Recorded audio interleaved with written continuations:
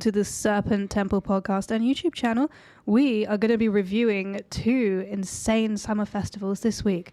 Floyd was at Outbreak Fest. I was at Hellfest, and it was bloody good. So Floyd, how was Outbreak? Also, how are you doing? I'm doing very well, thanks. It's been a really hectic, crazy few weeks, but I think it's safe to say we both had an amazing time watching some amazing bands. Before I managed to get to Outbreak, I actually went to a gig and watched Jesus Piece. Nice. At the New Cross Inn and got elbowed in the fucking nose. What? Did I tell you guys about this? No. Did I not? No. I could have swore I did. But basically, nose. Now, I have never been to like a hardcore show, like a proper one before. Like I've seen like Vision of Disorder before, but like I used to listen to hardcore, but when I was still quite young when I first got into it. So I was never really mustered up the courage to go to shows. So I was thinking like, and it was the same deal with quite a few of us. And I was just like, we're a bit like on edge because we were thinking like, I wouldn't like, how crazy is it actually going to be? Because it's... And this show was wild, and basically it was the first set with this band called Nothing But Enemies, and the singer of that band was basically slamming down in the second band set, and he was just flailing about like a wild man. And I took my eye off the ball for 1 second, and he fucking came flailing into me like elbow first directly into my nose, and I was so lucky I didn't break my nose. I don't know how it survived. Probably because I fucked up my nose so much to the point where I think... It was managed to fucking somehow stay on. Should be an MMA fighter if you could survive that. Yeah. So after that point, I just kind of hang back a bit, and but yeah, I went to watch Jesus Piece, and then watched The Ghost Inside later on, which was another good gig at the Brixton Academy. And then I was doing all this because I'm still waiting for my passport, unfortunately, which is why I couldn't come with you guys to Hellfest. Yeah. And I'm sure I'll get it one day. Next year you'll be able to come if it arrives. I think I'll get it. I'll get it just in time for Hellfest 2023. I think. Hopefully. I said this right. But it's so I was thinking to myself, fuck it, I'm going to do everything I can to make up for the fact that I'm missing all these amazing sets at Hellfest. So most of my friends were going Outbreak. So basically, I saved money on travel and accommodation because there was rooms and a car up there going. So I was thinking, fuck it, still tickets online. So I booked tickets, and it was actually fucking great. Once again, I think because I went to the Jesus Piece show, I didn't have as much trepidation going into the festival as I would have done, because I kind of had a little taster of what like a hardcore show would be like. But when you walked there on the first... walked to the stage in the arena for the first time, there was somebody going down the crowds saying like, oh, by the way, you just got to sign this waiver. And I was like, okay, what's this? It's because it turns out that what they do is they divide the stages into 2 compartments. You've got like the outer bit, which is what's deemed safe, and there's no like kind of moshing or any like hyperactivity allowed. And then you've got like the inner circle, which I think was called the Gold Circle, which was where like, you know, where like a lot of like the slamming and the hardcore dancing and stage diving and stuff was going on. But you had to sign a waiver to get access to that section, basically saying that if you were, if you suffered any injuries, then, you know, that it's your responsibility, and, you know, and it's not the responsibility of the venues. So I was thinking, okay. So I mean, we signed it because I was thinking, well, I want to like get a good position to watch the bands, but be a safe enough distance away to not really be part of the action, because I'm just too old for that shit. I just don't, and I'm just worried about getting injured because I train at the gym. I was thinking like I don't want to tweak my back, or just a bit of a prima donna in that regard. But I wouldn't say it's been a prima donna. I don't think that's being a prima donna, not wanting to be like brutally injured, not wanting to be elbowed in the face. Oh, you absolute prima donna.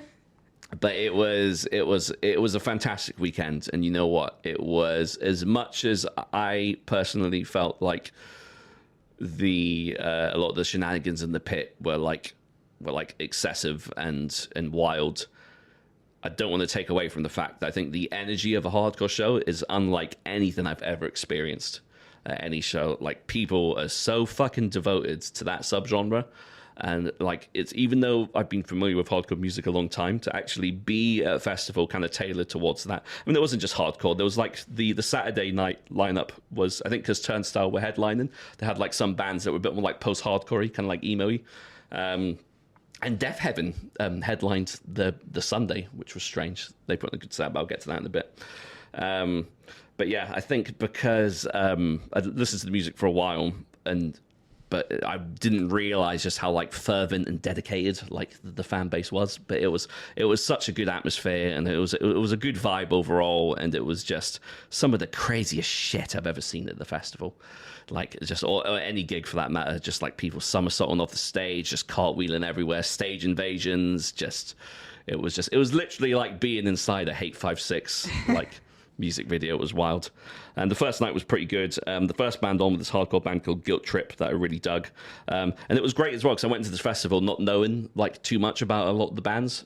There's a few bands I was really excited to see that I was familiar with, like Zabalba and Terror and Death Heaven even. But it was, for the most part, I was unfamiliar with about 85% of the lineup. And, you know, it's funny because I remember when I first started going to gigs, I used to be a bit of a savant in the way that I wanted to really know everything about like the set list and who was playing, just to make sure that, you know, that it came across as like a big fan. You know? But like now I like really enjoy going to gigs and just going in blind and just, you know, watching the band for the first time, even if I don't know much about them, and seeing kind of how I enjoy the experience.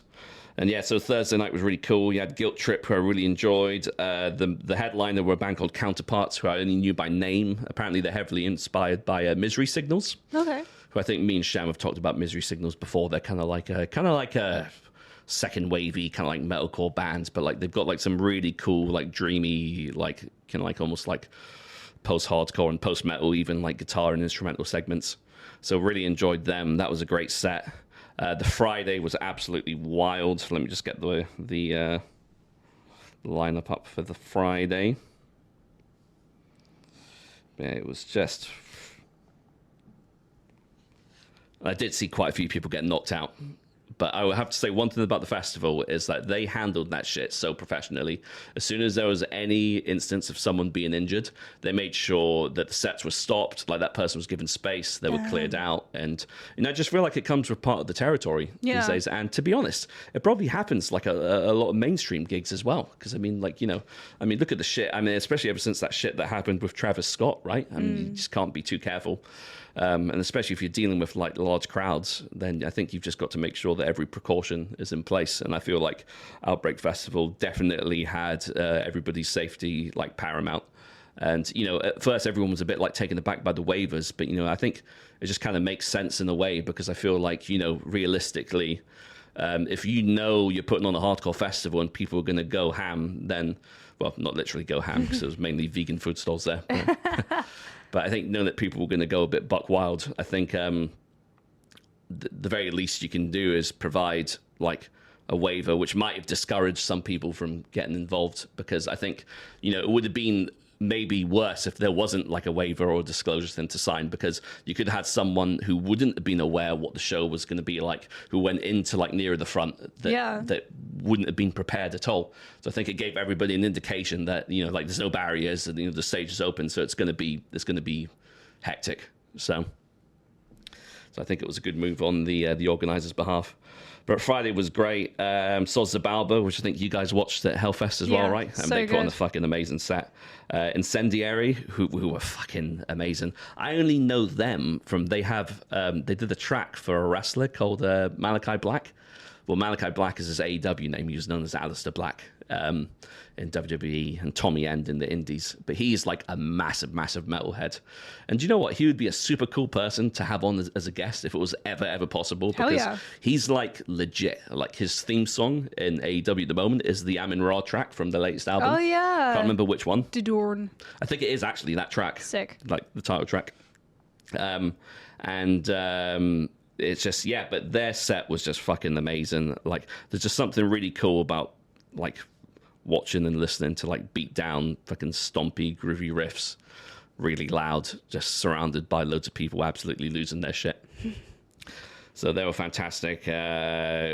Special guests, were Malevolence, who I didn't really know Malevolence too well. I think they're headlining Bloodstock this year. So then I watched Terror, who I was really excited about, because they're like more like an old school kind of like hardcore band. And then I remember listening to Terror a lot when I was younger.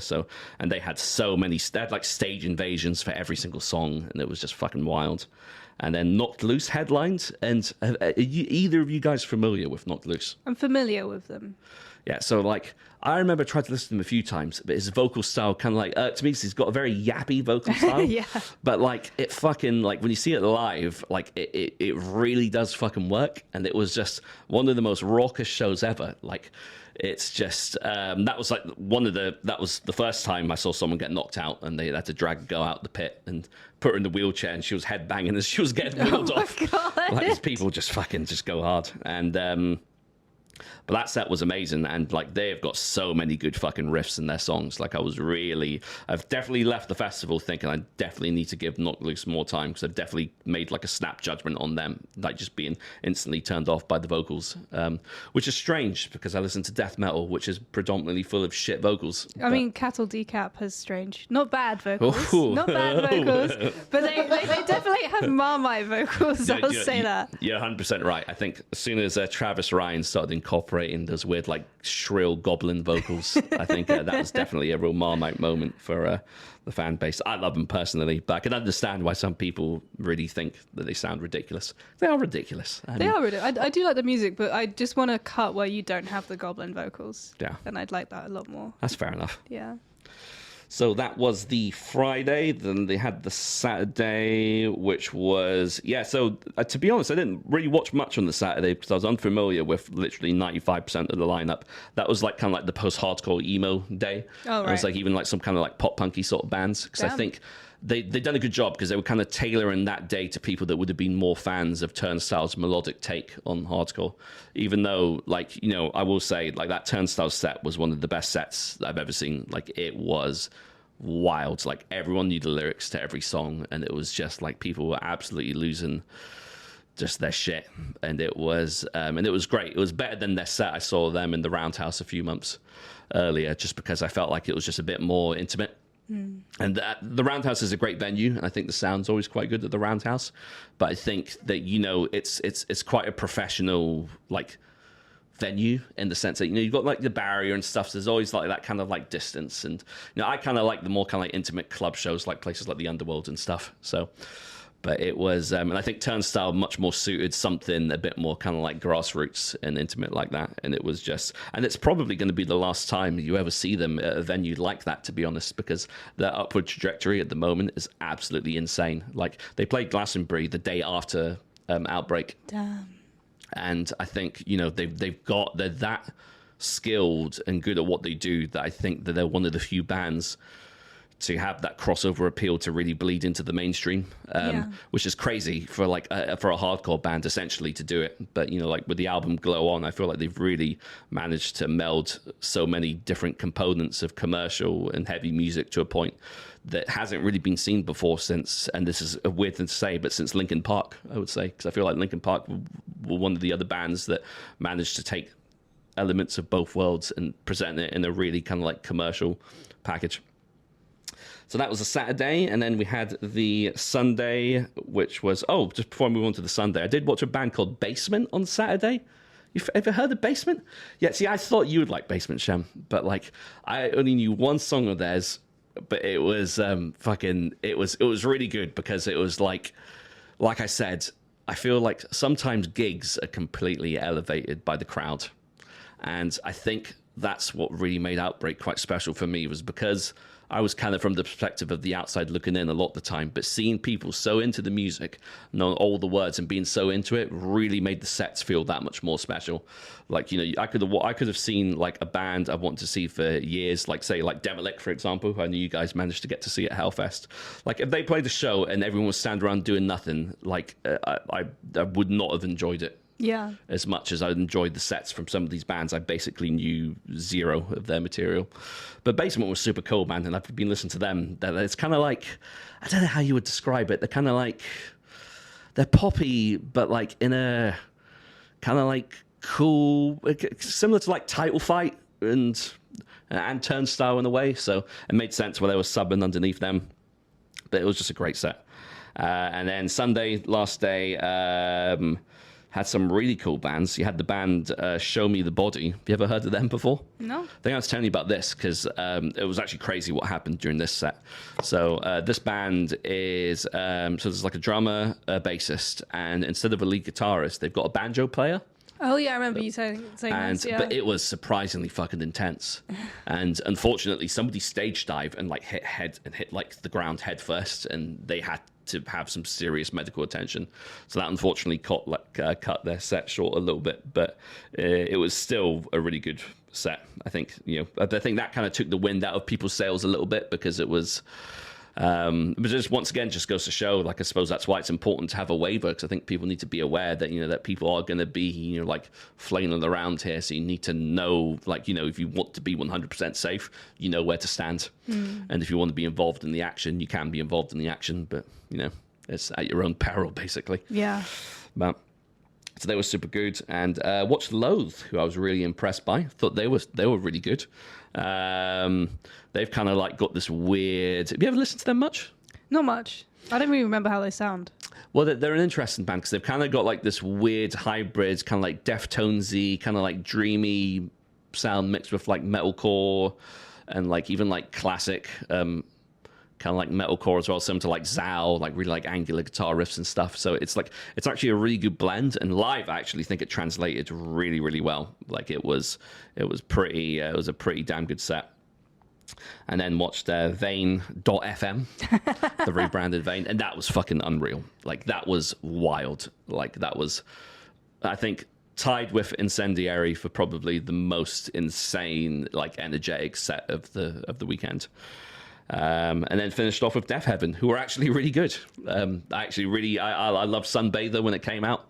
I definitely wasn't on the hate brigade like a lot of the black metal elitists and gatekeepers back in the days. And I really like New Bermuda as well, the album they released after Sunbather. Not too familiar with the albums after that, but it was a great set. And overall, it was a great time. I think they're already looking to relocate to a new venue next year because it was held at the Bowler's Exhibition Centre, which is where Damnation is going to be held this year. So it was quite cool. That was another reason why I was quite excited to go there, because I wanted to see, kind of like get the lay of the land for if and when I go to Damnation. I'm still on the fence about, not because of the lineup, because of fiscal reasons. Yeah. Like, I don't know, I can fucking afford it. But it's really easy to get to. Like it's like a tram journey away from the city centre.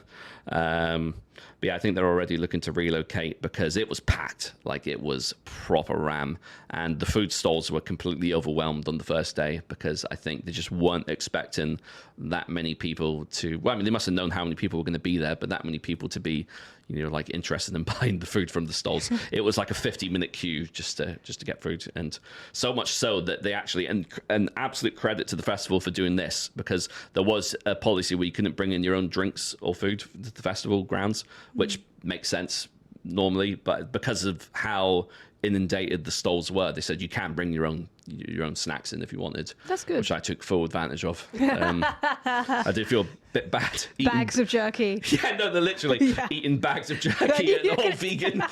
I was like, shit, as that better got near any pits, I'll be taken out. It's like the forbidden tofu. But it was, do you know what? I was a bit like a fish out of water in it, but it was a great weekend. And, don't get me wrong, I'm absolutely gutted I missed Hellfest, but I was glad that at least I had something else on the back burner to do while you guys were having an amazing time there. And I also watched Gatecreeper last week, who were fucking amazing. Oh, yeah, I'm glad I missed them. They were really fucking good. Yeah, the merch is really good too. Yeah, I was tempted to buy it, but I'm in that position now where I'm just like, if I buy more merch, it means I need to get rid of merch because I just don't have any more fucking cupboard space for any more shirts. So I feel you. So I think if I see a shirt that really tickles my fancy, I'll buy it. But otherwise, I'm being super frugal and selective when it comes to merch. But basically, that's what I've been up to the last few weeks. And I'm super excited to hear how Hellfest was. I'm glad to hear it. What was your main highlight? Oh, I mean, do you know what? This is it's a bit of a cop-out answer, but just the whole experience was great. It was just good to spend time with friends and just like enjoy the sets together. And like we kind of like commandeered the spot outside the venue. There was like a slope, which was like, I'm guessing the accessibility ramp. And there was like a perfect like little ledge you could sit on. Okay. So basically that's my main thing, is just like between sets, where can I fucking sit? Because my legs are always tired. You're blocking the disability ramp. So the little ledge was actually just to the side of the ramp. Okay, so, all right, that's okay. That's so okay. people needing the accessibility ramp could still get in, but That's it was, but we kind of were just hanging around there like some sort of like street gang.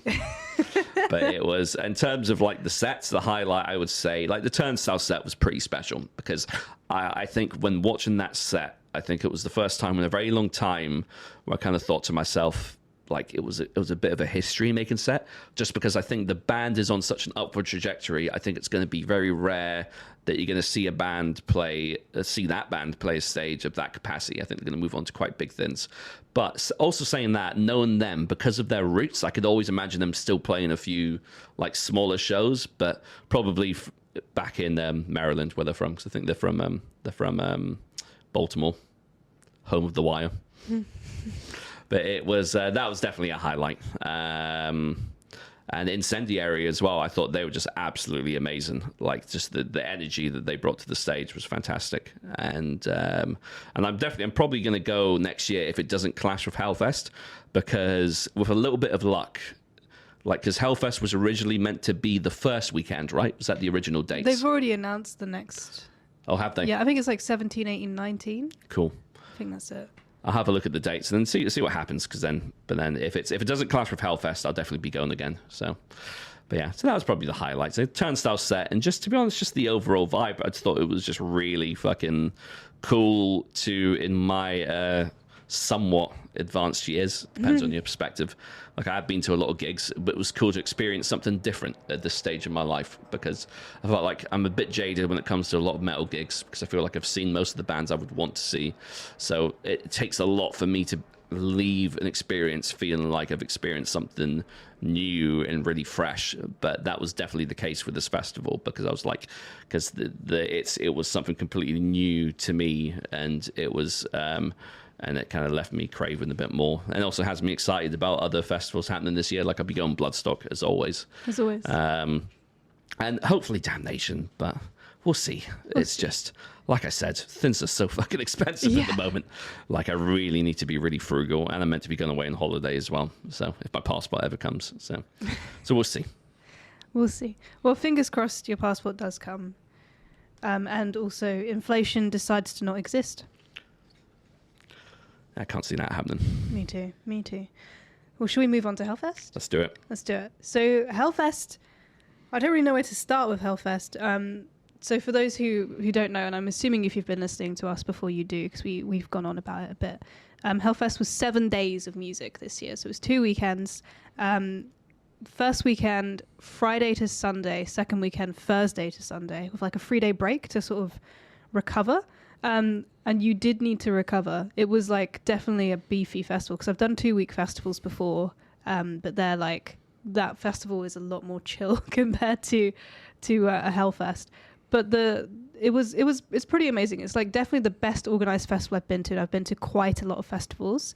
This was my 8th Hellfest. Oh wow! So it was nice to go back, because the last obviously has been the pandemic, and then the last 2, I think 2018 and 2019, I missed it, because I was at another festival, which was a 2-week festival. So it's good to go back, because I don't like how short Hellfest can be, because it's such a great festival that goes by really quickly normally, whereas this one was like the perfect amount of time. Yeah. So I do hope they do this again, maybe like every 5 years or something. However, the first 2 days, it was over 40 degrees. It was insane. It was crazy. Like they had to, so they actually also waived their arena entry requirements. They said you could bring food. Well, you could bring drinks, like water bottles into the arena. Had to, right? Yeah, it was apparently like hundreds of people fainted.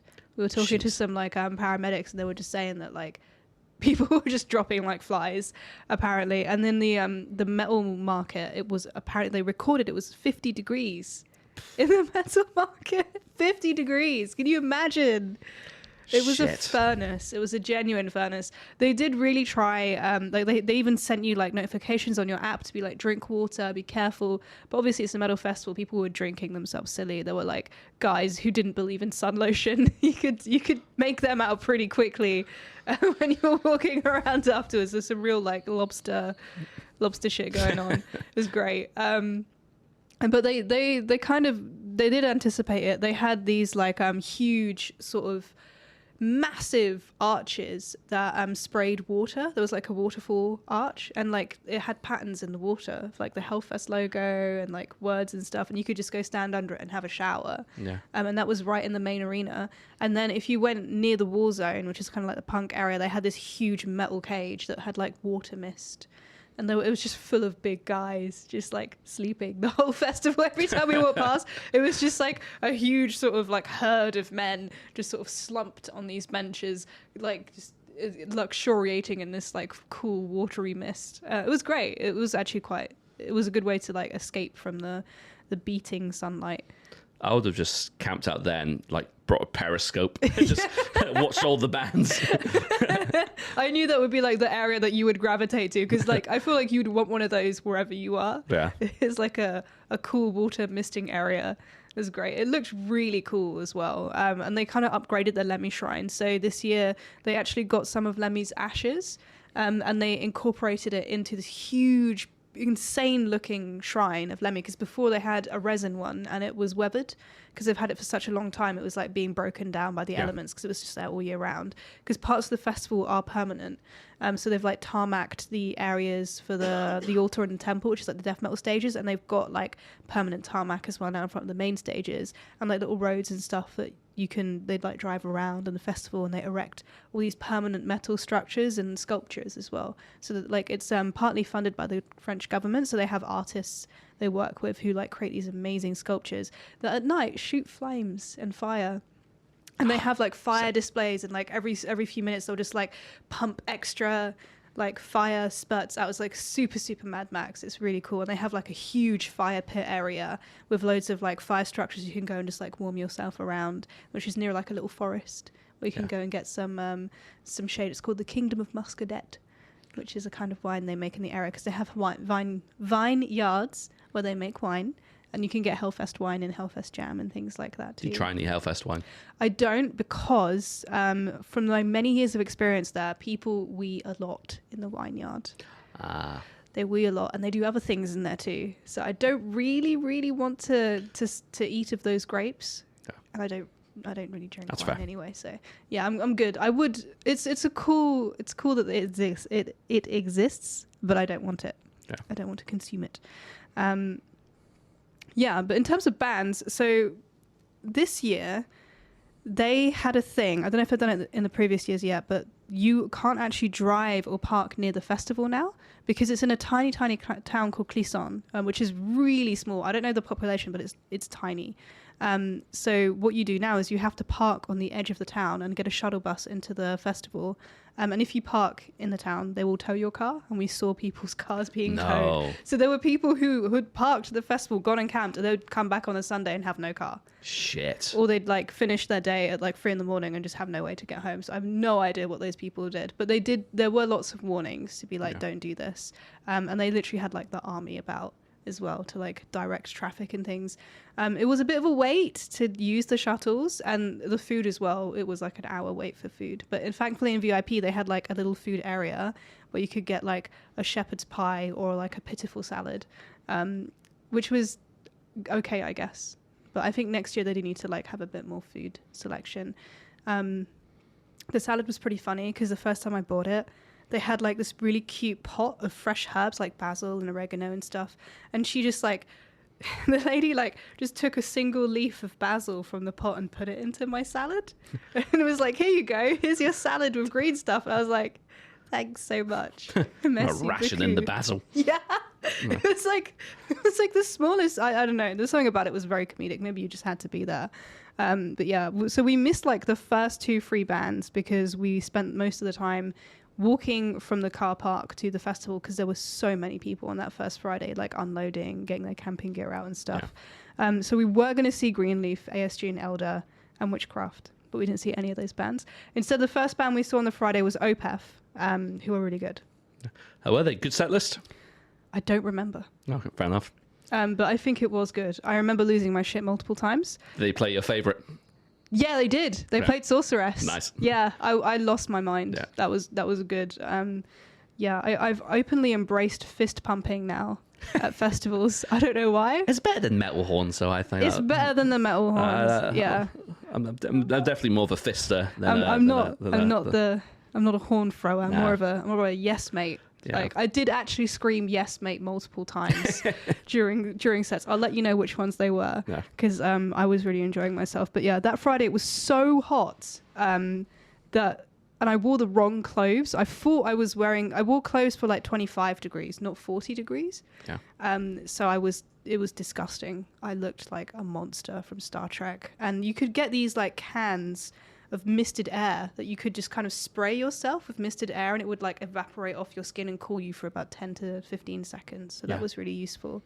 And I interviewed Baroness in that heat and they, bless them, watched me melt like a chocolate bar in front of them while we were doing the interview. So at some point, viewers and listeners, you will view and listen to that as well. And then one of my highlights, which unfortunately clashed with another potential highlight, Deaf to All clashed with Electric Wizard, so I went to see Electric Wizard. It's fair. I love Deaf to All, but I've seen them live before, and Electric Wizard are one of my favourite bands. So I was front row centre. That's a good spot. Yeah.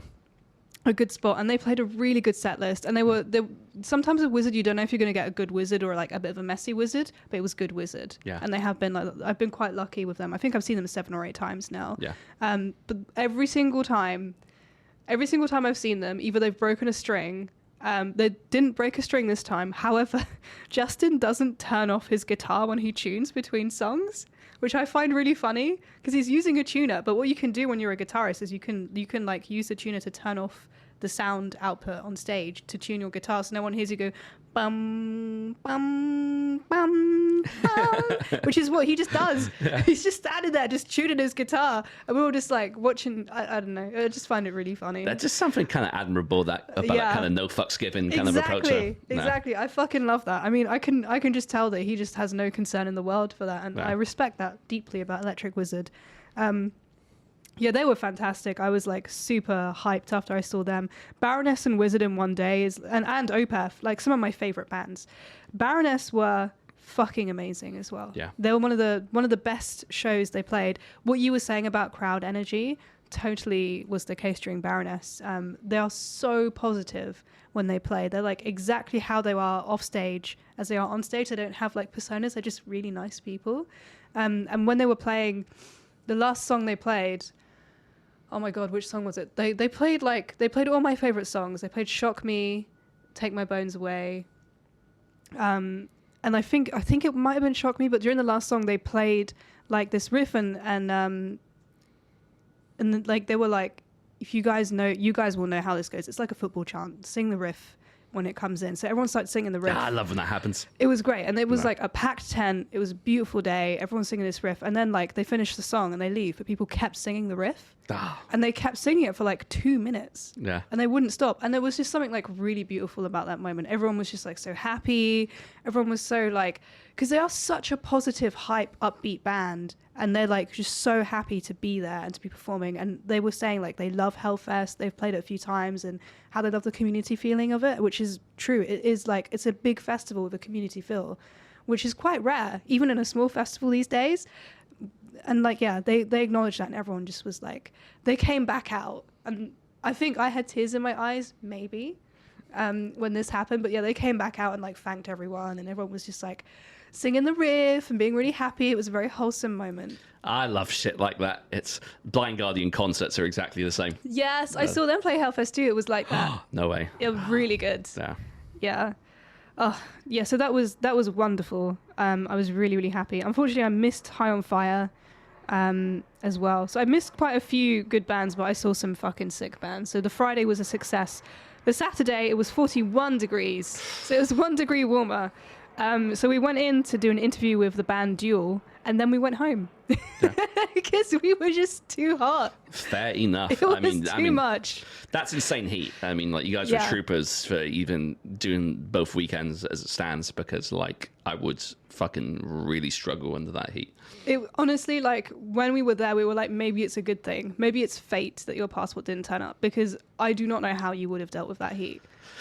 Well, the thing is, the interesting thing we discovered recently was we were in Turkey at the same time. Yeah. Which was like a record, like, heat wave for Turkey, right? Like, it was over 50 degrees. Yeah, it was crazy in Turkey. It was mad hot. It was about 98, right? 98, 99? I don't know, but I just remember everyone having boils on their bodies. Yeah. Yeah, everyone broke out in fucking boils. And I feel like ever since then, I'm kind of like a bit prepared. But to be honest, I mean, I say that. Like, I think 41 is pushing it. I was 7 years old, so I think my 7-year-old child body was like, whatever, man. Like, kids can go through so much shit, and they're usually fine. Not okay, that sounds weird, but you know what I mean. They're resilient.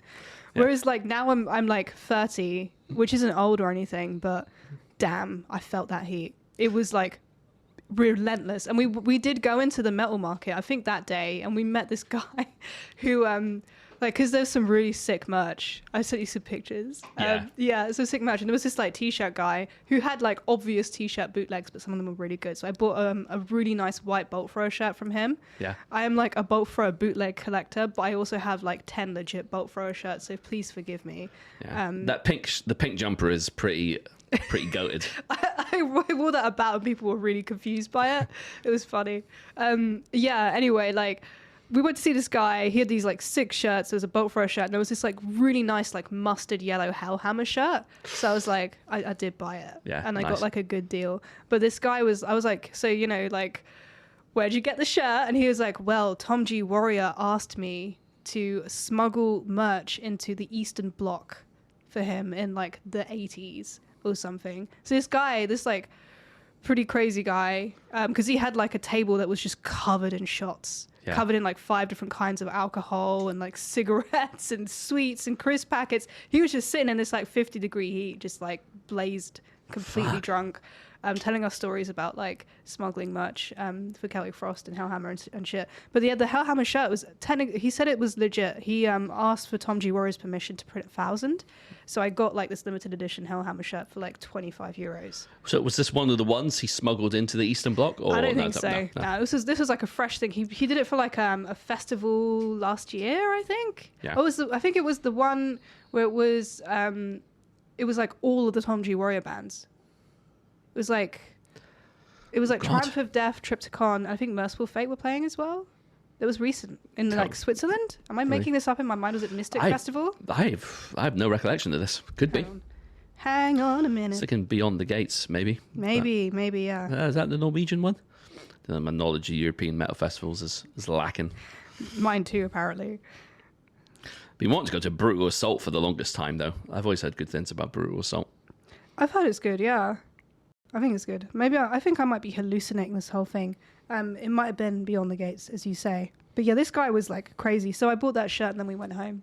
Yeah. And just, we were staying in this beautiful medieval town about an hour away from the festival. And it was just really nice to kind of go from like a metal festival. People were like peeing everywhere and screaming and whatever they're doing. And then going to this like nice medieval town where you could just have like a 3-course gourmet meal for like €25. Nice. It was really nice. France is so cheap. Yeah.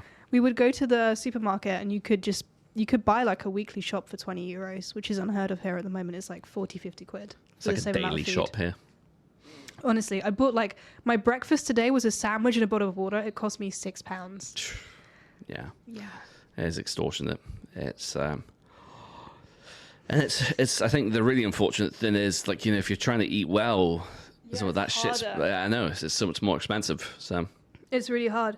I mean, the thing I like about Hellfest is that you can eat relatively healthy. It's a bit more difficult, but you can go, like, there's a really nice supermarket called Leclerc. There's one in Clisson, there was one in Ancenis where we were. And yeah, you can just go and buy like a fresh salad if you want to, and it's like legit fresh. They had like loads of Japanese food. They had nice. It was huge. They had like the whole thing was like there's no real estate space in the UK for supermarkets like that, but you had this huge kind of like fresh deli section at the back that would take like 3 or 4 minutes just to walk from one end to the other. Yeah. And they had like like a Mexican food section, a Mediterranean food section, a Japanese food section, like a rotisserie, a massive, obviously a shit ton of cheese and a shit ton of meat cuts. You could also buy salami that was like 2 meters long. No.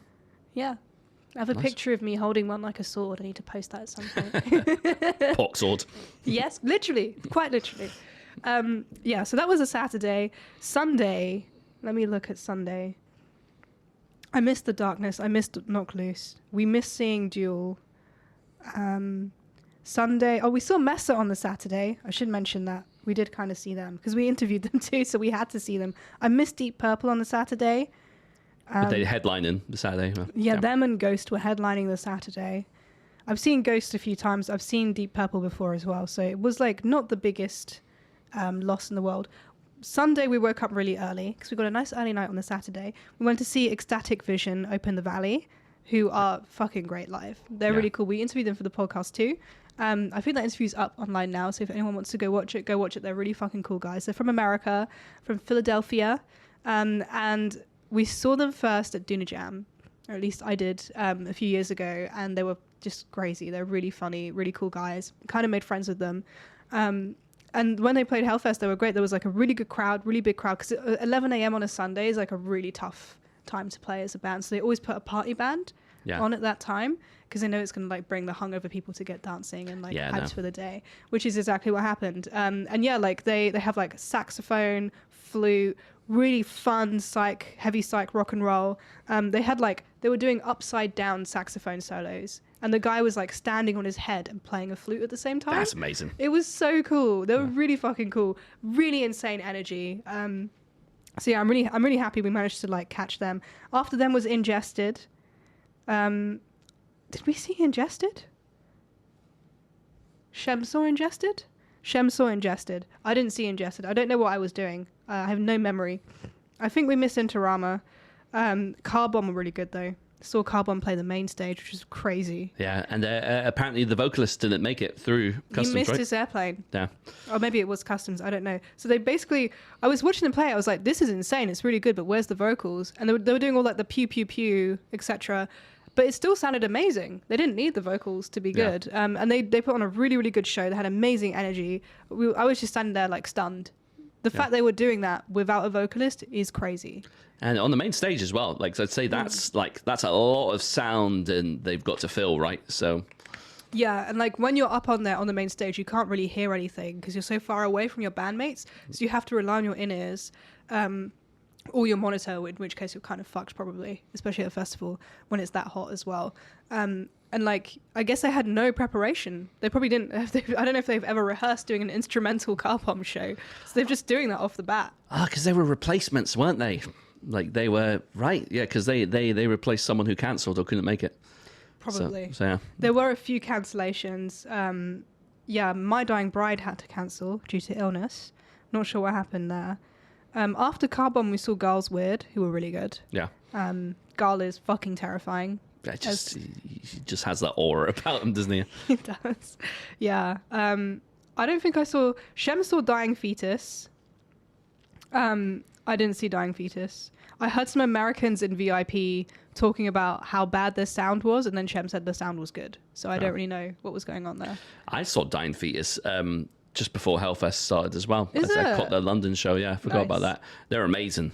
Like, you imagine you had a good time there, right? Yeah. Yeah, like I heard it's like that at festivals. People have differing views. I mean, the Americans were like very American, so maybe it was like they're really, really good at America or something. Do you know what? I think it kind of depends on where you stand sometimes, right? Because Yeah, I remember it's true, speaking to my yeah. friend Chris at a festival once, and he happened to be on the left-hand side. I was on the right-hand side. Oh yeah, it's completely I different. can't remember which band it was, but I remember thinking, wow, that sounded amazing. He was like, well, that was dog shit. Or all he got was the rhythm section. All I got was, well, I had like pretty much everything, but predominantly guitar, like leading rhythm. I usually find in front of the sound desk is the best place to stand. Yeah. Yeah. Like the one in the crowd, because they have like the guy at the side monitoring. Why is my nose blocked? It's because I caught COVID at Hellfest, but at the same time, sorry, my nose is really blocked. So it's hard to breathe right now. Like the sound desks at the back in the middle of the stages, like where the crowd is a really good place to stand. I always try and get a spot kind of like similarish to there, because I used to be wanting to go to the barrier a lot for bands, but you don't get that good a sound at the barrier a lot of times. It depends, right? Yeah, if you're like middle barrier, it tends to be pretty good. Yeah. Which I was for Wizard. I started off like at the side to the right, and then like migrated my way in, and it does tend to improve. Yeah. Yeah. That was really good. We missed Korn. Devo. Yeah, it's pretty bad. I don't remember why. I think we were probably interviewing somebody. Yeah, that's fair. Yeah, we did see Misery Index, really, really good. And then it was the clash that kind of one of the first really painful clashes for me, Coroner and Killing Joke, because Killing Joke did a intimate set in the Valley, which was like, for Killing Joke, really small, because they were also playing the main stage the weekend after. So I missed Killing Joke to see Coroner, because Coroner are fucking amazing. Yeah. Two of the members were originally Celtic Frost roadies, and Tom G. Warrior actually did vocals on their first demo, which is pretty fucking cool. And Coroner is amazing. I saw them play Bloodstock in like 2011 or something, and they had the best sound I've ever heard any band have. Really? Yeah, that show, it was insane. This one was also really good. Obviously, everyone was watching Gojira because it's France, and Gojira were playing at the same time, and then Killing Joke are doing like a once-in-a-lifetime style, like intimate show. So Coroner was like, I think the tent was like 3/3 full, at times half full. But at the same time, I got a really good view of the band, and it was just like, everyone was really happy to be there. And the guy who was like singing was like, I'm really surprised to see people here because Gojira are playing. So he was happy, and they were happy. God, talk about getting the deaf slot at a festival, right?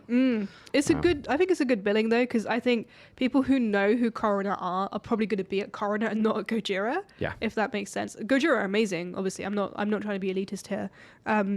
But Coroner are kind of like, if you really like death metal and you like Coroner, you're probably not going to be at Gojira, is my assumption. Yeah, well, that's the interesting thing about Gojira, is there's such a weird, like, perfect blend of loads of different subgenres. Yeah. But they have kind of carved out their own little niche now. I think, like, you've got people that would probably go to Hellfest exclusively for Gojira. People definitely do, because they play every year. And they do put on a great live show as well. They do. But, like, yeah, no. But I think, they've got to that stage now where I think they've probably got their own kind of, like, ardent fan base, as, you know. They're fantastic songwriters. I think they've got, like, I think they seem like really hardworking young guys, so I really respect them for that. Coroner are, for me, like you know that iceberg meme? Oh, yeah. They're like the bottom of the ice. No, probably not the bottom, but for me, they're the bottom of the iceberg. So I was like really excited to see Coroner. And I think they're much harder to see live, especially like if you're from the UK. They are one of the most technically proficient thrash bands out there, really, aren't they? They're fucking sick. And they have like a lot of Middle Eastern influences in like their early albums, which were coming out in like 91, 94, like Mars Jackal and all that shit. So good. It made me so happy when I first listened to them and heard like Middle Eastern music in death metal. That was really cool. Yes. The first day there were like, I missed Zeal and Ardor, I missed Halloween, and I missed Septic Flesh, I'm sorry to say, and Audrina. First day we stayed home. Thing is, it's a long slog, right? And we thought the best thing to do, because basically the Friday and the Sunday of the second weekend was going to be really like 14-hour days for us, and then getting home, we're leaving the house at like sort of 8 a.m, and then getting home at 3 a.m.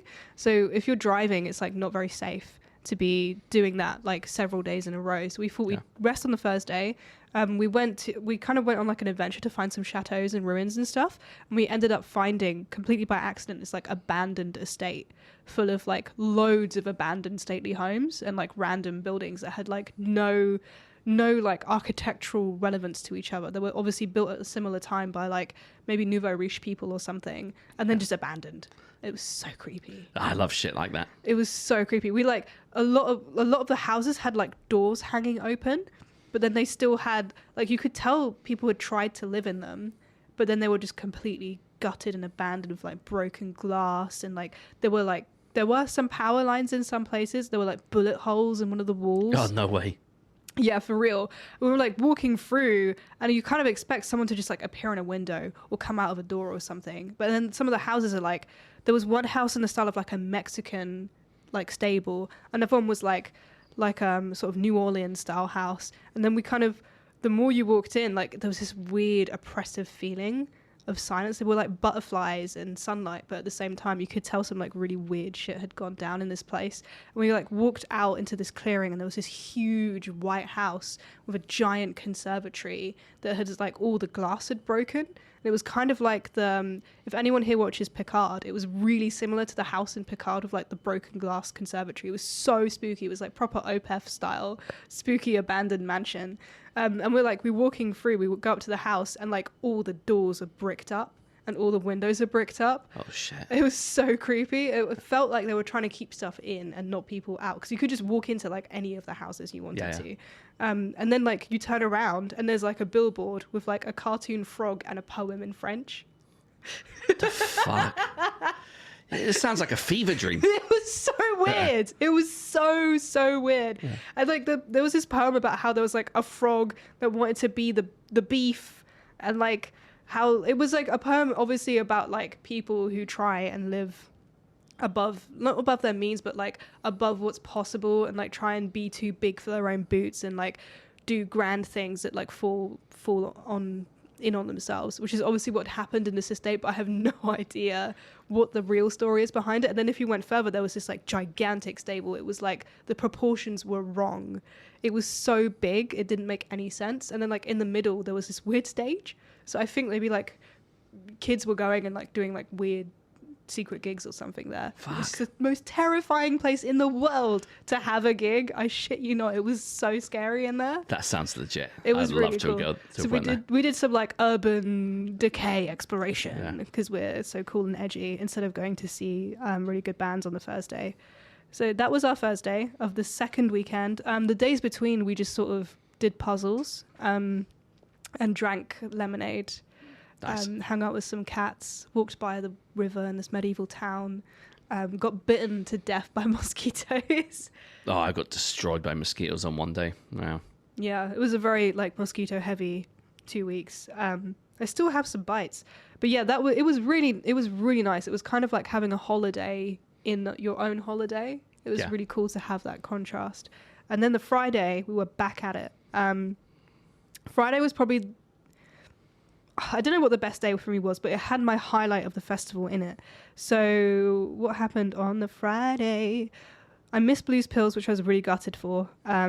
But we did see Benighted, who were really, really good. And it was like my first time I kind of went in blind, because they're one of your bands. Like you obviously have your Benighted hat. Yeah. So I went in with relatively high expectations, and they were met. They're really, really good. Julian is like really cool. He works in like a mental health ward. And all his songs are like about mental illness and like patient encounters and stuff, which I did not realize until after I talked to him and after I read the really crazy lyrics, which really helped like set my mind straight about like how cool this band is. He's really cool in real life, and also on stage he was like doing all his stage banter in French, which I really like, because he wasn't like bowing. He's in his own country, he should be able to speak his own language. Exactly. Yeah. Like I like that he wasn't bowing to the pressure of like having to speak English, and I like that the songs are in French, some of them as well too, which is cool. And like the crowd was really excited, because obviously it's like a French band playing a French festival, so it was really, really cool to see that. Because I've seen it before a few times, like with like Alcest and Gojira and stuff. But yeah, Benighted, I just didn't know what was going to happen, and it was really good, and they were really cool.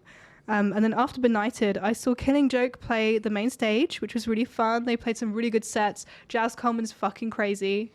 Yeah. Was he talking about any impending asteroids or anything? He was like, "We're gonna see a war like we've never seen before," and then like launching into like they played. I think they played War Dance.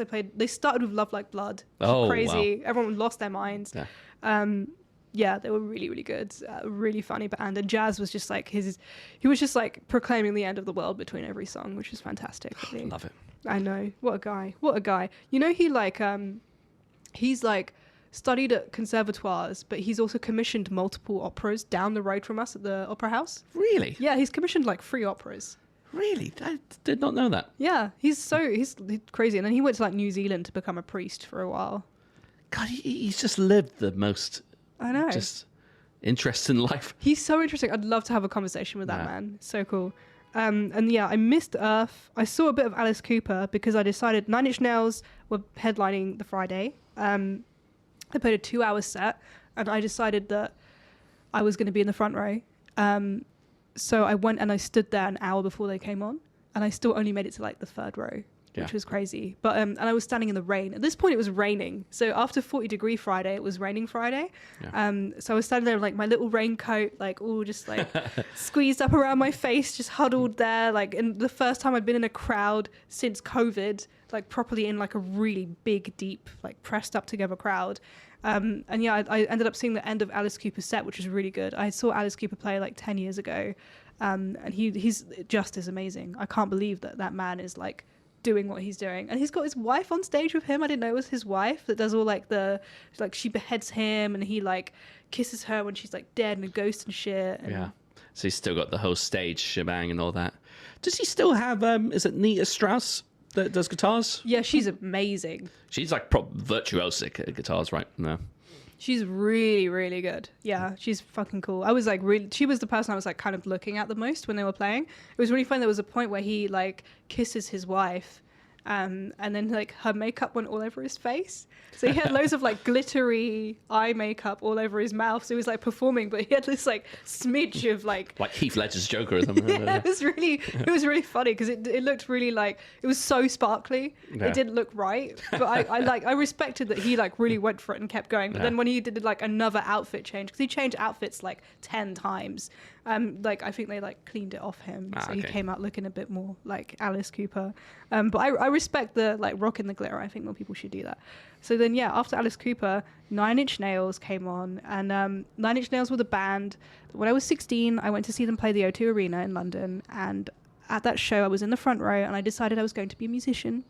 So that was like the band for me. Oh, wow. Yeah. And then literally like the day after, I emailed a bunch of, I reviewed the show. It was my first ever show I reviewed. And I emailed a bunch of like news outlets, and I was like, can I review? And they were like, yes. And then I became a journalist at the age of 16. So big deal for Nina to see Nine Inch Nails again, because I was at their last show at Sonisphere, supposedly last show, and it was really bad. I tried to get into their Scala show when they reformed, but I couldn't get in. So this was like the first time I was seeing them really since I was a teenager, and they were just as fucking good as I remember, if not better. So it was really good. I kind of almost cried because they finished with Hurt, and like obviously it's Hurt, so it was really good. The 2 hours went by like 10 seconds. Their set list was insane. They started with, hang on, I did bring it up for people who also like Nine Inch Nails because it was so good. Oh no, I navigated away to find the dumb festival lineups that I couldn't find. They played I think they started with Mr. Self-Destruct. Do you know what? They're one of those bands that I've never really got into, so I really need to try and delve deep into them. Let me see if I can bring up the old... I found it. So they started with Mr. Self-Destruct, then Wish, then Last, March of the Pigs, Piggy, which is like, they very rarely play live. The Lovers, Reptile, Less Than, Letting You, Sanctified, The Frail, The Wretched, Heresy, Closer. Burn, Isn't Everyone, with Health coming on to like guest, Gave Up, The Hand That Feeds, Head Like a Hole, and Hurt. Every single song, like from the minute they started playing, I just started like dancing, screaming, fist pumping, screaming yes mate, because that's what I do when I'm excited. Yes mate. It was fantastic. Like I hate being in crowds, and I hated being in the crowd up until the moment they started playing, at which point everyone became friends, and it was really wonderful, and we were all just like having a lot of fun. And yeah, like I didn't realize how many of the lyrics I know off by heart. So I was like screaming the lyrics the whole fucking time. And I apologize to anyone who was around me and had to deal with me doing that, because I was like trying to film them on my phone to like remember it. But when I listened back to the videos, you could just hear me screaming. Those are my favorite live clips ever, when you get people filming it and you just hear everyone else's fucking voices. And it's just... It was so good. The week before, they played the Eden Project shows, which I would have been at if I wasn't at Hellfest, because this looked amazing. And they have this amazing stage show where they it's really pared down. They've got these like really cool, really bright lights that they put behind the band in these like kind of structures. And then when they're playing, the lights would shift angle. So on the back of the stage, all their shadows were like constantly moving. So it was kind of strobing their shadows as they're playing their instruments, and they're like moving around in a really disjointed, kind of trippy way. And then at the same time, they had this huge strip of LED lights that were like the brightest lights I've ever seen in my fucking life. And they were constantly strobing and changing color. So I now know for sure I'm not epileptic. Yeah. Like 100%. Because there were moments in that show where I could not see because there was so much lights going off. Yeah. And it was just really, really bright, like really boring into your head to the point where you can't see anything apart from the light just like popping off. Fuck. It was really, really intense. And I was like, it was great. It was definitely like the best set. I love all the other bands I saw, and we saw some insanely good bands, but this was the one for me. Like next time Nine Inch Nails are playing, I do not care where I'm going to go see them because they were so good. I've heard from so many people that they are the best live band. They're really good live. Yeah. They're really good. When I saw them play at the O2 Arena, have you seen their Woodstock performance? No, I don't think I have. There's a video on YouTube, if you ever bought, I think it's 1994 or 1996, where they play Woodstock, and they covered themselves in mud before the show, and they went out and like they start playing Happiness and Slavery, I think. And there's like a video of the crowd, and everyone's like crawling over each other and covered in mud and like writhing like a scene from hell. It looks like a Renaissance painting. It's insane. Like I love the energy of that crowd in that show is like the kind of energy I'd love to see at like almost every gig I go to. So when they play live, it kind of can be that way. It wasn't as much like that at Hellfest. People were like pretty chill because it was raining. Everyone was like really tired. But when I saw them play the O2 Arena, it was like crazy. There was so many people just like arms elbowing into each other, people crowd surfing constantly, like getting kicked in the head multiple times. There was a lot of crowd surfing at Hellfest, and there were a lot of people like shoving past, but I just kind of pushed them away further into the other side of the crowd. So it was good. They were really good. I'm very happy I saw them play. Yeah, sounds fucking otherworldly. It was great. I like the way when you see a show you really love, when time goes like 10 minutes, then you know it's been a really good show. And I honestly, when they finished playing, I thought they had like another 20 minutes to go, but it was like 1 a.m. They played their 2-hour set. As they played, Enslaved played, so Shem was at Enslaved. So I met him afterwards because I would have loved to see Enslaved, but like I think I caught like the last 10 minutes, and it was really, really, really good. But at the same time, like Nine Inch Nails is my band. So that's a festival like Hellfest. You were always going to have to make those painful decisions, right? Yeah. It's just with that much quality of talent there, it's such a wide array of talent. There was bound to be painful clashes. Totally. And I feel like Enslaved, I can probably see them pretty easily again. I feel they'll play a UK show at some point, I reckon. For sure. Whereas Nine Inch Nails is much harder to get a good spot to see those guys. So that was the Friday. The Saturday, we saw Jibalba at the Warzone, they've really upgraded the arena and the Warzone. It's really, really nice in there now. And they've got like this kind of slope where you can sit down. So there's like loads of all the older punk hardcore guys are kind of like chilling on these slopes and like watching seated, and there's like a bar right behind them, and then you've got like this kind of bowl style arena where people can just go crazy. The crowd was like pretty chill for Jibalba, but they sounded really good. They were really, really heavy, really cool guys on stage as well. And then I missed Arcturus, I missed Igor, I missed Blind Guardian. Oh, damn, I guess we didn't do much on the Saturday. I think we interviewed some people. Nope. Yeah, we interviewed Benighted. Oh, nice. And I think we interviewed someone else as well. I can't remember who. The next day, we tried to see Atomic Bitchbacks at the Valley. I think we caught like the last 5 minutes, unfortunately. They're really, really good live band.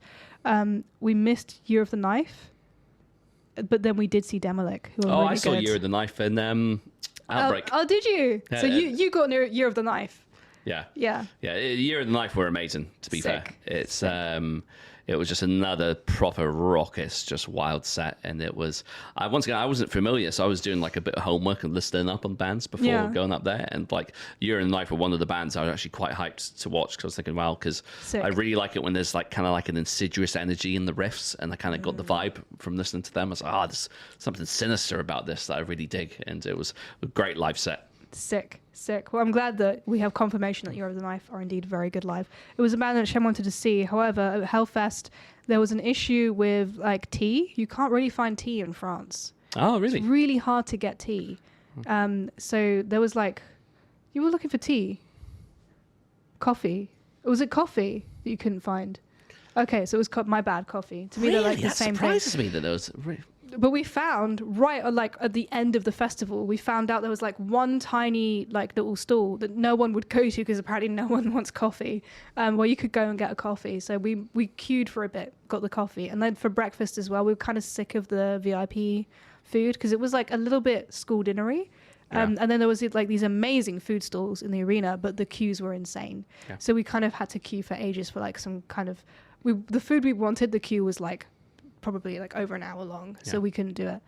So we missed Year of the Knife for that. I think that's I've never even been to Hellfest. I've only been to smaller festivals, so I could only imagine. But like, I feel like time management at a festival is one of the trickiest things to really get right. For real, you have to be really tactical. Like sometimes you kind of have to, if there's a band you kind of want to see, it's more important to rest, to like kind of, especially if you're not like I was like 18 when I went to my first Hellfest. So I wouldn't sleep for like 2-3 days, and then I'd sleep on the way home. Whereas now I can't do that. So I have to have tactical rests and like go and sit down and read my book. Which is really boring. I'm sorry, listeners, but yeah, like I have to be a bit careful about my energy management. Otherwise I'll just crash out and I'll be kind of shit at watching the bands I do want to see. Yeah, so we did see Demolic, and they were really fucking good. And Auntie Bowman, or Auntie Bowman, how do you say it? I would have thought it'd be Auntie. Yeah. Auntie Bowman is really sweet. He has like the best stage banter. He's so lovely. And yeah, he just, they play these insane songs, and he'd have these ridiculous vocals, and it'd be like, so, and he'd just make some dad jokes, and like that's amazing. He was so nice. And like we'd like, I always film a bit of a band set, because it's actually really good to film a band when they play a show, because it gives them something they can share on their social media if they want to, and it helps them promote themselves. And I just feel like it's nice. It's kind of exciting when you've played a show and someone like gives you can see what you were doing when someone sends you a video. So I always do that. And they like Auntie replied, and he was like, oh, I kind of said, come on Serpent Temple, like come on the podcast, and he's up for it. So when they play London, that'd be amazing. We're hopefully gonna get a bit of a Serpent Temple with Auntie. I definitely need to get some vocal tricks from that guy. His vocals sounded good live from like the clips he posted as well. Like, yeah, really good. Yeah, they're really tight, really good. They're fucking insane. So underrated, honestly. Like, I am shocked that they were playing at 12:50. At the festival. I think like after them was Blood Incantation. For me, which I love Blood Incantation, they're amazing. They're a really big hyped band. But Demolic for me they're like a corridor band. They're like, why Demolic should be huge. They're so good. They're like one of the roots of the genre of music. Like, damn. It's, you know what, and it's I'm sure they've got their reasons, but they've literally released one album. Yeah, it's true. They've been touring that album. But it's such a good album. Years. It's such a good album. I get you. But yeah, Auntie Bowman did have a guest spot on when Blood Incantation played, which is really cool. Yeah, he does do guest vocals on one of the tracks, doesn't he? On the hidden Histories of the Human Race. That's the one. Thank you. Yeah, really, really good. Blood Incantation is sick. The guys are really, really cool. I messaged them as well. They were kind of up for it for coming on the podcast, but they were busy because like they're in and out because of the way the tour is. So it's totally understandable. Yeah, because I think a lot of the American bands were on like European packages, right? So they'll just like Misery play a set and then get the hell out, and then like they'll literally have to be on the road for like 12 hours and then play another show and then go on the road for 12 hours. So I do not blame those guys at all. Like, respect for them even being able to play a show in those conditions. And also it's like really hot again at this point. We missed Ufa Mammoth, who are really, really good live. I've seen them before. But then we saw Memoriam, which obviously has Carl Willits of Bolt Thrower. And they were really good. They were fucking amazing. They've been great every single time I've seen them. Yeah, really good. There was a point where Carl he took off his top and he was just singing in his top. And he lay down on the stage, like, draw me like one of your French girls style. Amazing. So funny. And he's just like lying down on the stage singing with his top off, being fucking Carl Willits, absolute legend. Memoriam is like, what can I say? They sound really good live. Drums sound fucking amazing. Bass sounds really good. Vocals are, I mean, it's Carl. Like whenever he sings, the man is a tank. He's like one of the tanks he would sing about when it comes to performing. So cool. And then we kind of had a bit of an adventure going to find Tom G. Warrior to interview him. So I'm not saying all the bands I saw at the festival, because A, it would be too many, and B, I don't want to give some of these bands airtime. So we saw a band, but I'm not going to say who they were. Then we missed Merciful Fate. And then we saw Carcass, who were really good. Yeah. They were really, really good. I would have loved to see Merciful Fate because they were setting up for like an hour. Yeah. They had like a huge like cloth in front of the stage, which had their logo on it, and it looked really, really sick. So it kind of created a sense of like mystery. I've seen pictures. I'm trying not to spoil things for myself because I was watching headline Oh, Bloodstock, yeah. but like I am so looking forward to Merciful Fate. It's going to be really good. I cannot wait. Like the vocals are just so good. Oh, he's so good. So fucking good. And I love his stage gear he's got at the moment. He's kind of like got this weird like frosty crown. Yeah. And it looks so fucking He looks like an rad. Adventure Time villain. Yeah, it does, yeah. But it's just, I love the King, and I think it's just one of those bucket list things. Totally. Like, who would have thought that you would have had a chance to watch Merciful Fate? I know. I'm glad I missed them. But we were missing them because we were interviewing Tom, so That's trade-off is good. A reasonable compromise, I think. I think so. Then we saw Carcass, one of my favorite bands. Really amazing. And then we closed out the festival with Triptychon, who played a Celtic Frost heavy set, and it was amazing. Did they finish with that Fallen Snow? No, the Black Snow song. You know, the 10-minute track or the 20-minute track. No, they did not. At this point, I was in a delirium of hype. Because of the insane weekend I'd had. And also it was the end of the festival, so the moment Triptychon finished, I mean, while Triptychon were finishing, well, even playing, they were unloading Merciful Fate's gear, because we happened to be on stage, don't ask us how. But yeah, we like were watching because the temple and the altar are next to each other. So when you're in the middle of the stages, you can kind of see what's going on. So there were just loads of flight cases of stuff, the whole hour being like really rapidly unloaded from the other side of the stage from like Merciful Fate. So I didn't see what Merciful Fate stage setup was, but it must have been insane, because usually it takes like 10-15 minutes to like get all the gear out, but it was taking an hour to take everything away. And then like during, I think Carcass, they ended up playing too long, and they were going to play another song, and then a guy had to like run into the, like when the sound guys had to run on stage and be like, you can't play anymore, and they were like, oh okay. I bet Jeff just handled that with his normal kind of like dry wit. Yeah, literally he did. And yeah, like a similar thing almost happened at Triptychon. I remember like the sound guy just sort of walked off at one point, and we were like, okay. And then there was a dude who was like lying on his back on a flight case, just like kind of asleep while the Triptychon were playing. Wow. Just like pretty, he must have been really tired, I guess. I mean, I'm guessing at that point in the festival, I think everyone's just probably just wiped.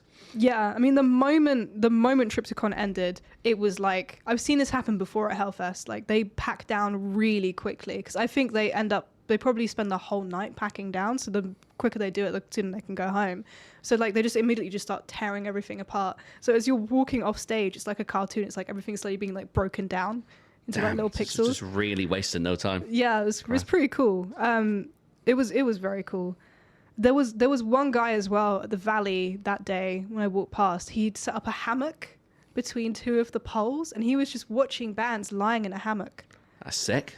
That's a vibe right there. It was such a vibe. Yeah. That guy had a good idea. I think next year there's going to be like a whole pod of hammocks, like all the stages. That's wild.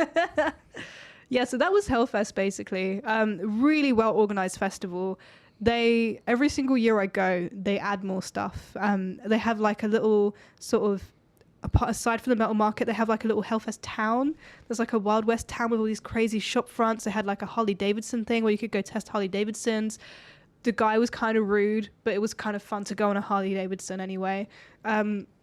They have tattoos. You could go get Hellfest tattoos or just get like crazy bad choice tattoos if you want to. Some of them are really good though, but don't get a tattoo at a festival because you're going to get an infection. And piercings as well if you want to. They had this kind of shop that was like a crack and rum shop, but on top they had like punk bands playing, and then they also had another stage in there too for like other bands in the middle of the little area. They had like double-decker buses with food on them. You could literally just go shopping if you want to go to Hellfest and just do shopping. Get some good deals. So would you say it's definitely back with a bang after the 2-year hiatus? 100%, yeah. They had porcelain toilets in VIP, and that's how I knew. That's the moment I knew that it was going to be a good year. Yeah. Yeah. It just sounds like just overall just an amazing experience. It was fantastic, yeah. If anyone has the chance to go to Hellfest, I 100% recommend it. I've not met anyone who's gone to Hellfest and has had a bad time. And, like, it's genuinely one of the best festivals I've been to. Like, far and away better than anyone in the UK. There are some really good UK festivals, but Hellfest is like, even UK festival organisers will say that Hellfest is like the best festival that they've seen in terms of organisation and things like that and curation. Yeah, I mean, the lineup was just absolutely astounding. Just excited to see what happens next year now. Hell yeah, me too. We've got to book our flights. Yeah, I know. Get that shit sorted. Hell yeah. Hell yeah. Well, thank you. Final remarks? Any... Oh, God. No, I don't think so. I was trying to think if we've got anything else kind of on the horizon. Obviously, we've still got a slew of Hellfest content on the way out, right? Absolutely. Tons more interviews to come. And the hugely successful Hellfest walkthrough video, if you want a visual representation of what it looks like. Yeah. If you want to see me walking through Hellfest in 40-degree heat, which I'm sure you do, you could go on YouTube and watch that. And obviously the Tom G. Warriors interview's up at the moment as well, isn't it? Yeah. It's not a bad interview if I don't say so myself. No, it's great, especially considering like the time constraints, right? Because it's just like we had you've 10 only got minutes. the smallest window. Yeah, it was like very. We didn't even know we were going to get the interview until like half an hour before the interview happened. So I think it was good. The sidecard format is like very fun way to talk to musicians for sure. Yeah, no, everyone just seems to be kind of. It's like what I was saying before. Like, I think it's just a format that I think just allows people to kind of speak about things that they might not have the opportunity to really delve into in the standard interview format.